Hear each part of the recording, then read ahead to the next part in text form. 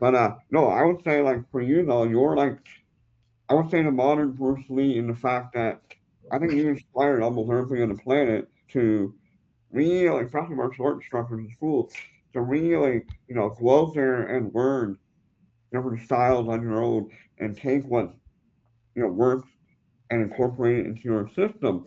So, like, you have the Satori uh, system where obviously Kempo is your main system, but I've seen where you have Eskrima thrown in there, you got kickboxing thrown in there, you have some Brazilian Jiu-Jitsu more for self-defense thrown in there. So like, what was as you're evolving your school, kind of like what was the thought process of like taking these So different styles and yeah, it's tricky. So first off, I think that you're never going to get it right. There's always going to be room for improvement. We're constantly modifying. And by the way, I have nothing but respect for someone that's stuck with one style and did that their whole life and is pure to that. That's just not my journey. I have a bad case of martial arts ADHD. You know what I mean? I like it all.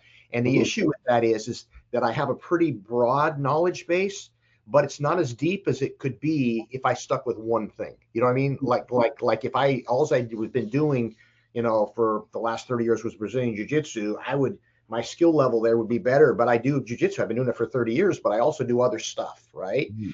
And so is when it comes to curriculum for our students, there's only so many ways the elbow bends. And what I mean by that is that styles are more similar than they are different, and so it's a constant battle of trying to figure out, okay, after every black belt test, what we'll do is I'll sit down with and I have really good tenure. I've guys been with me for 20, 30 years, a lot of them that are high level people.